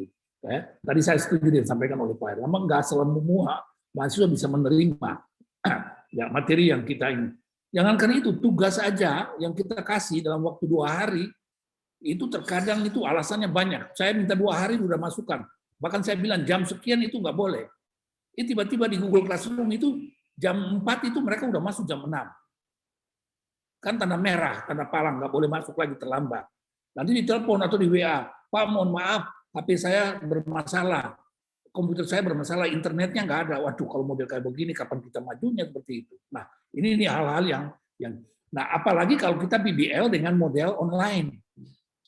Itu ya, kalau di sini orang Ambon bilang, siapa mengatur siapa itu. Seperti itu. Dan mahasiswa ini kan gitu, tahu 1, dibilang tahu 1000. Gitu. Baru tahu 1, dia bilang dia tahu 1000. Jadi akhirnya ya pemahaman itu tidak tersebar kemana-mana, ya. Jadi kacau balau. Lalu kemudian yang kedua adalah kesiapan dosen sendiri sebagai lecturer itu juga tidak punya pengetahuan tentang bagaimana memahami punya PBL itu, ya. Jadi dosen ini hanya cuma ya kita menyadarilah penerimaan dosen ini kan berbeda-beda. Yang penting tes PNS lolos, nasib lolos ya diterima seperti itu. Kalau zaman kita mungkin ya tahun 80-an itu langsung diseleksi betul-betul dan direkomendasi oleh ketua jurusan karena memang dianggap mampu untuk bisa menjadi dosen seperti itu. Tapi yang sekarang kan enggak. Yang penting dia tes PNS, dia lolos, soal nanti praktek mengajarnya jelek bukan soal, yang penting dia PNS seperti itu. Nah ini nih, ya jadi mungkin tetap PBL kita boleh pakai, tapi dengan catatan bahwa kita juga harus mempersiapkan diri yang benar, baik dosennya maupun juga mahasiswanya, seperti itu. Itu sementara Ibu Senpensi. Terima kasih.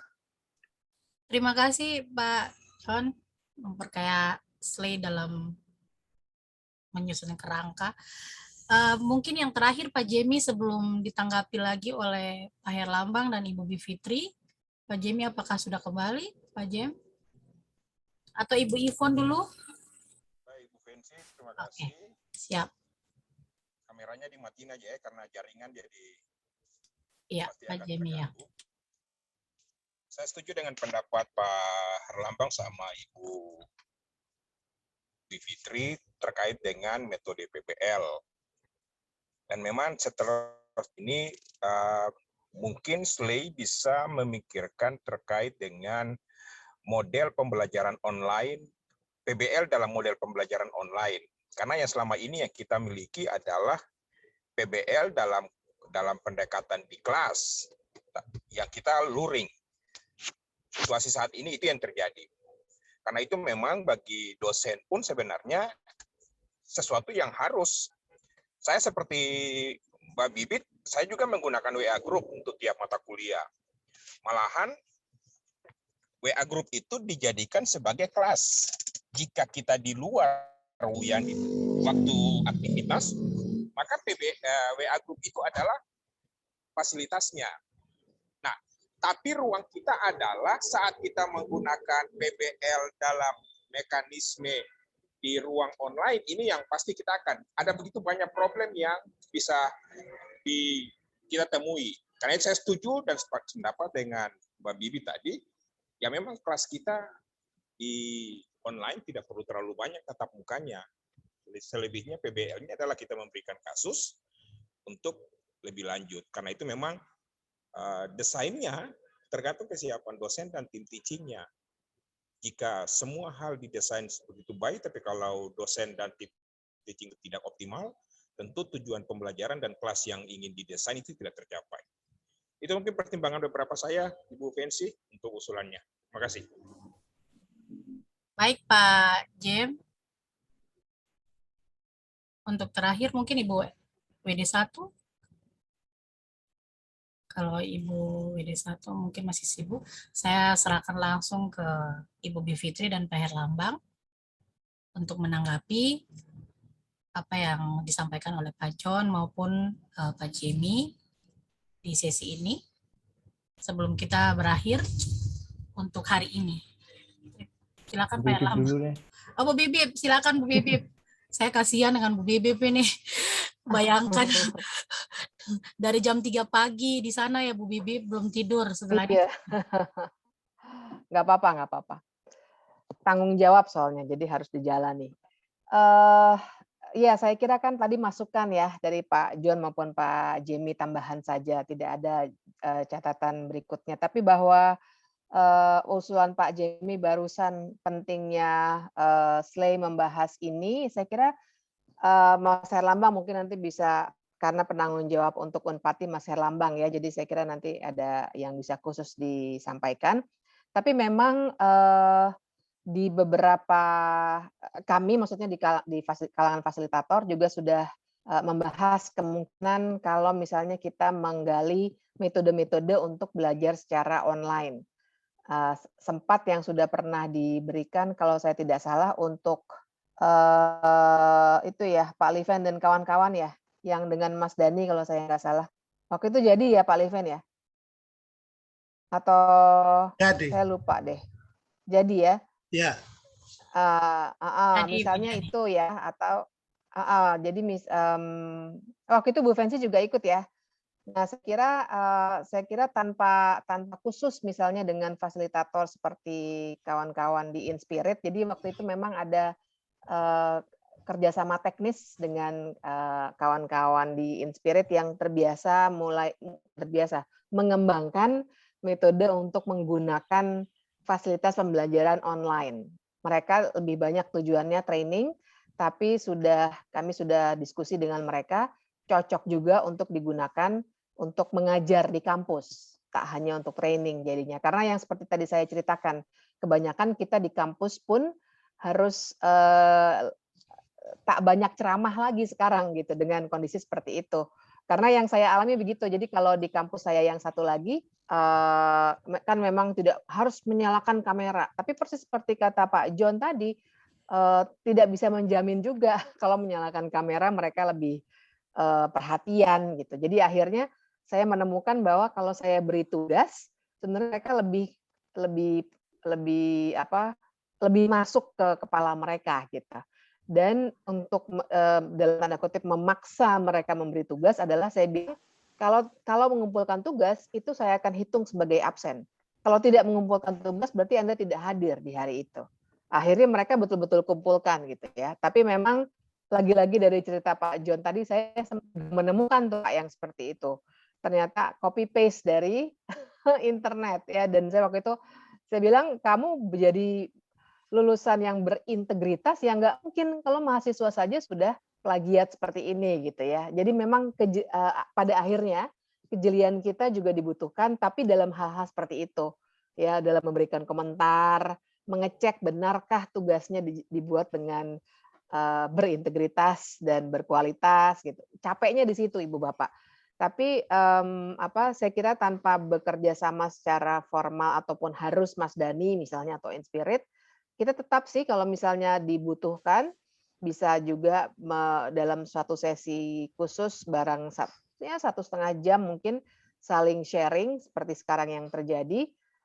Kira-kira metode pembelajaran online yang bisa digunakan seperti apa. Tapi yang jelas ada suatu metode yang namanya flip ya. Jadi membalik cara kita mengajar yang konvensional, yang biasanya ceramah, kemudian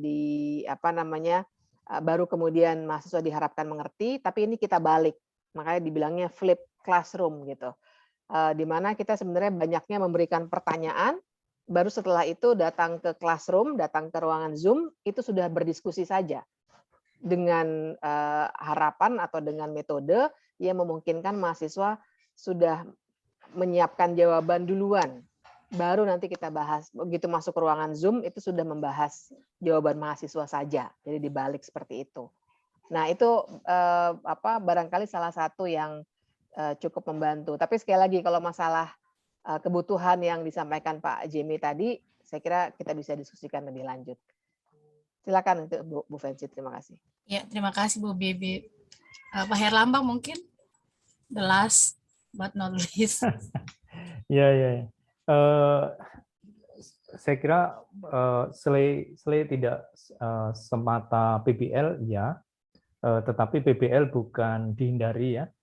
Di dalam program SLAI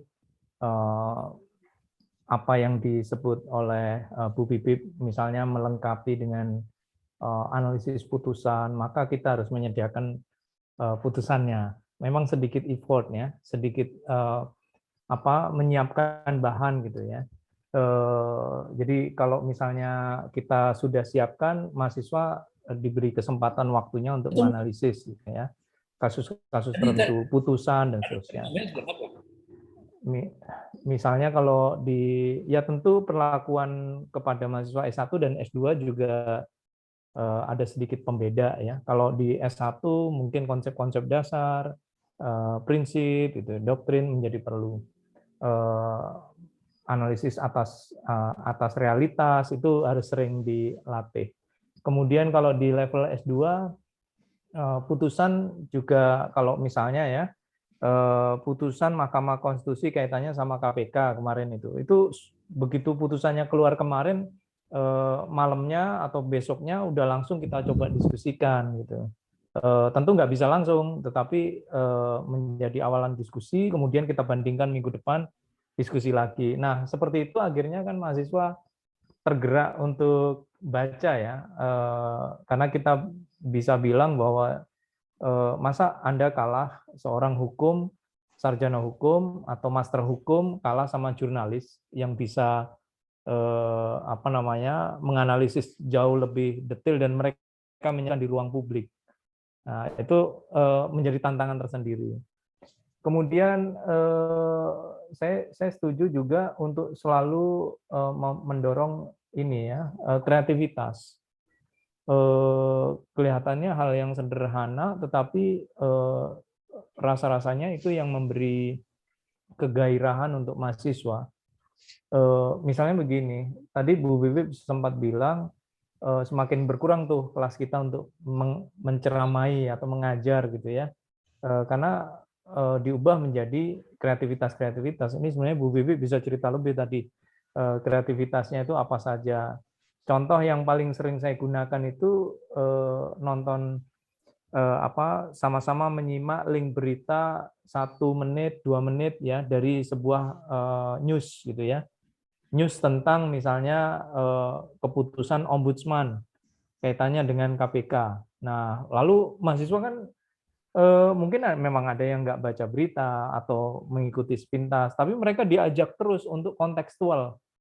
Kenapa? Karena begitu mereka balik dari ruang kuliahnya, entah itu naik kendaraan bermotor atau mungkin naik mobil ya sambil mutar radio, mereka akan ketemu lagi kasus. Wah, itu kan tadi sore kita diskusikan tuh di kelas, misalnya gitu.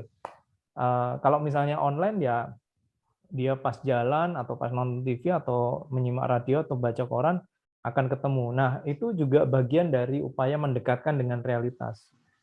Sangat menarik pasti. Kalau misalnya dalam durasi yang sangat pendek itu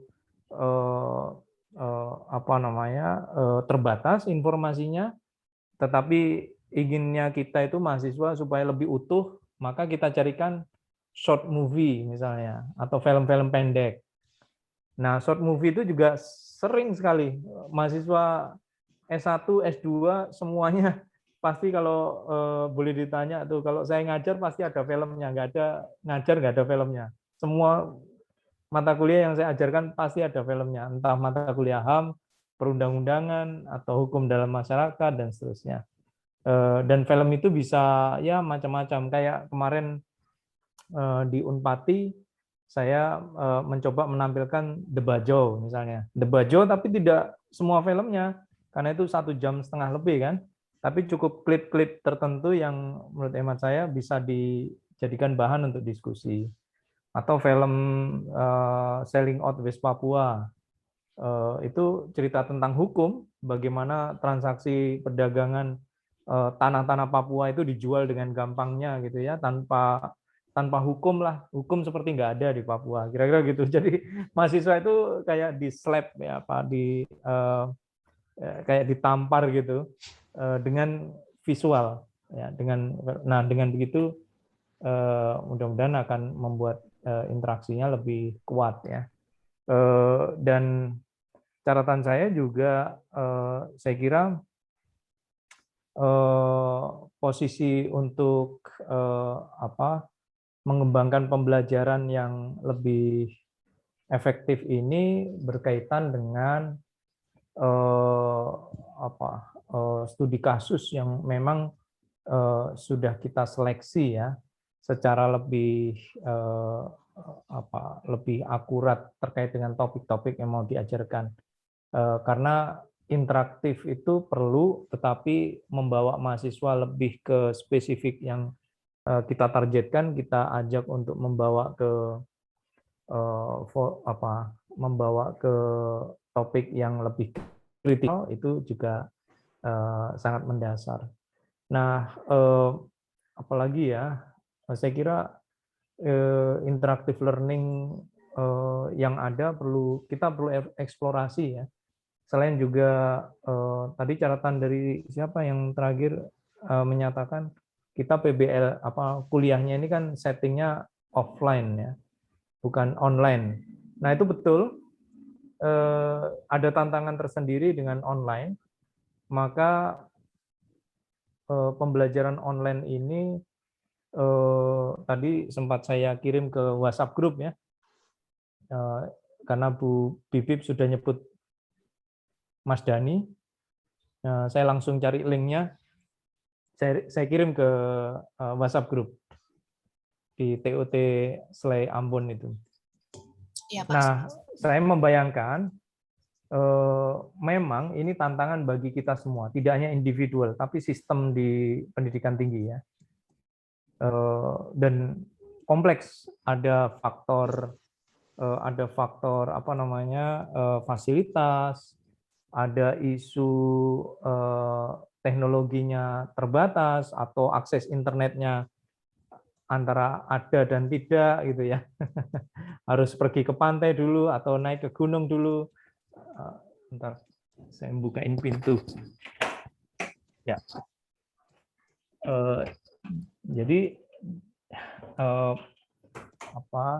upaya untuk mengantisipasinya memang menjadi kendala tersendiri ya terkait dengan akses internet. Nah, tetapi mau tidak mau memang kita harus ya, karena dunia udah berubah, harus antisipasi kaitannya dengan ini. Kita jangan bayangkan pandemi selesai dalam 2021, jangan. Dan kita jangan bayangkan tahun depan akan selesai. Kita berharap selesai iya, tapi jangan bayangkan metode kita mau offline terus, tidak. Situasi berubah. Ya, sekarang ini ibaratnya itu pandemi COVID itu mengakselerasi teknologi. Semua program-program baru ini sudah bermunculan ini untuk mengantisipasi pembelajaran yang adaptif terkait dengan online teaching, online learning gitu ya. Jadi teknologi Zoom ini salah satu saja yang kita pakai. Padahal ada teknologi yang lain yang jauh lebih interaktif, lebih membuat mobilitas saya nggak bisa bayangkan ke depan itu kuliah hukum itu bukan hanya kuliahnya yang akan mendapati dampak, tapi profesi hukum itu juga harus diantisipasi dalam kurikulum kita. Karena profesi hukum ke depan itu tidak lagi andalkan seperti yang dibayangkan offline gitu ya. Pemanfaatan teknologi digital, artificial intelligence, karena sekarang drafting itu tidak lagi mengandalkan review pakai kertas gitu ya, seperti enggak, ini sudah masa yang misalnya kemarin saya memberi pembelajaran ke Universitas Jember ya, saya mencoba menjelaskan tentang bagaimana pembentukan peraturan perundang-undangan pengalaman New Zealand dan New South Wales, ya, salah satu negara bagian di Australia. Mereka udah beberapa langkah lebih maju daripada Belanda, ya, karena mereka memanfaatkan teknologi semua. Partisipasi yang dibayangkan itu tidak seperti kita harus hadir, public hearing, sosialisasi, tidak. Itu dunia hukum sudah banyak berubah. Jadi kita baru secuil saja yang kita pelajari soal perspektif, yakni critical thinking melalui legal reasoning. Ethics itu sangat penting karena fundamen. Ngajar nggak boleh terlambat, misalnya begitu, karena ngajar terlambat itu juga mempengaruhi trust, ya, kepada mahasiswa. Itu sebabnya saya tidak pernah lambat sejak jadi dosen 2003, tidak pernah. Boleh dicek ke mahasiswa, nggak pernah. Kalau dosen lain bilang, oh Pak Mas Herlambang ini kalau ngajar itu tunggu 15 menit, mahasiswanya belum ada yang datang. Oh, nggak bisa. Saya 5 menit sebelum acara sudah di depan kelas. Itu biasa saya lakukan. Kenapa? Karena ya kalau dulu orang nggak tahu, ya, hari ini siapa yang mengajar. Hari ini kita tahu 14 kali tatap muka siapa yang mengajar. Bu Bibip akan mengajar di sesi ke-6, hari apa, tanggal berapa, jam sekian sampai sekian. Itu sudah ketahuan sekarang, semua harus terbuka. Nah, keterbukaan itu juga diperlukan dalam era digital seperti sekarang. Nggak bisa ngambang-ngambang, saya besok kuliah apa ya, siapa yang ngajar, siapa yang masuk, itu nggak bisa lagi. Itu tantangan kita hari ini yang barangkali ke depan tetap perlu. Mudah-mudahan ya sharing ini terus memberi sama-sama kita bisa belajar, ya, karena dari tantangan yang dihadapi saya juga ikut belajar. Begitu Ibu Fancy, saya kembalikan. Ibu Fancy, sedikit tambahan sedikit saja, tadi saya lupa Ya, karena Ibu Desi sempat menyebut-nyebut apa saya salah ingat, ya, tapi semacam moot court begitu, ya. Nah, yang salah satu mata kuliah yang saya pegang itu hukum acara Mahkamah Konstitusi. Yang kami lakukan menyiasati pandemi adalah meminta mahasiswa, karena biasanya kan moot court begitu, ya, tapi karena tidak bisa, kami meminta mahasiswa membuatnya dalam bentuk video misalnya. Dan ternyata itu juga cukup menyenangkan untuk mereka. Memang kita harus melihat kemampuan mahasiswa sih pada akhirnya. Jadi biasanya kami coba identifikasi dulu, ini mahasiswanya orang-orang yang punya alat-alat dan lain sebagainya atau tidak. Kalau misalnya kondisinya cukup baik, mereka juga cukup pandai menyiasatinya, tetap tidak perlu kumpul, bisa membuat video dipotong-potong dijadikan satu. Zaman sekarang itu, dan mereka jauh lebih canggih daripada kita dalam hal menggunakan aplikasi dan lain sebagainya. Jadi itu salah satu cara lain, ya, untuk menggunakan, minta mereka membuat video begitu untuk hal-hal yang sifatnya praktik seperti moot court. Dan juga misalnya suruh meminta mereka membuat gambar, karena ada juga mahasiswa yang betul-betul nggak mau ngomong, nggak di Zoom tidak mau untuk berbicara gitu, ya. Jadi kadang-kadang saya minta mereka untuk menggambarnya, kemudian minta mereka foto dengan gadgetnya masing-masing, kemudian kirim ke grup.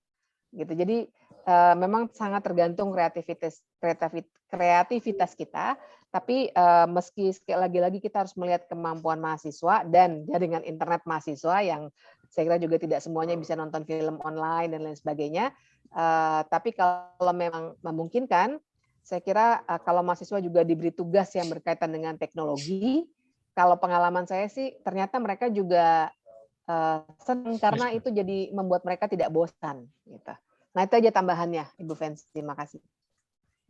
Terima kasih Bu Bibip, Pak Herlambang atas tanggapannya. Bapak Ibu, dengan berakhirnya tanggapan Bu Bibip dan Pak Herlambang, mungkin hari ini kegiatan kita sudah boleh berakhir. Dan besok itu adalah TOT-nya untuk teman-teman bagian hukum pidana. Tetapi karena besok 17 Agustus, mungkin kami ingin mendengar pendapat dari teman-teman bagian pidana kita mundurkan waktunya sampai jam berapa untuk kegiatan besok, karena para fasilitator sendiri bersedia untuk mendampingi di esok hari. Pak Juan mungkin bisa memberikan masukan.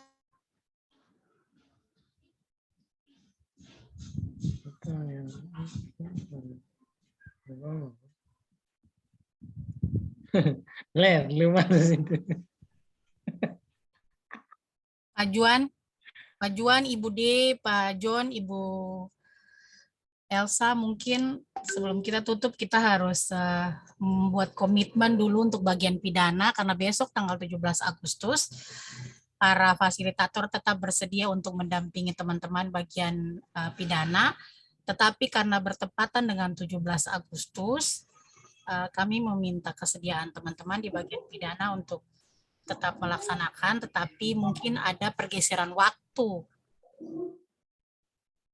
Kira-kira itu kata bisa surat. Ya, baik. Terima kasih Bu Dr. Fenzi. Yang saya hormati Pak Erlambang, Ibu Fitri dan juga Pak Ricardo, Ibu Dr. Elsa dan Ibu Fitri. Saya pada prinsipnya tetap besok mengikuti kegiatan ini sesuai planning yang Ibu Fenzi sudah berikan, bahwa Senin Selasa itu planningnya pidana. Artinya besok ini apakah kegiatannya sudah masuk dalam proses apa? Saya mau tanya, karena saya baru pertama kali. Iya, kalau besok modelnya kita sudah TOT dan kita sudah training. Jadi Bapak Ibu di bagian mohon mempersiapkan RPS supaya didampingi oleh teman-teman dari fasilitator dalam rangka pembobotan materi, isu-isu yang memang diperlukan dalam setiap mata kuliah. Seperti itu Pak Juan. Baik, pengalaman kemarin berapa mata kuliah yang harus disiapkan? Kalau HTN Han sendiri itu semua mata kuliah Pak Juan, tetapi itu tergantung dari bagian. Oke. Ya nanti saya coba, mungkin Ibu Dr. Elsa atau Ibu Dr. Desi bisa berikan tanggapan apakah satu mata kuliah yang akan disiapkan.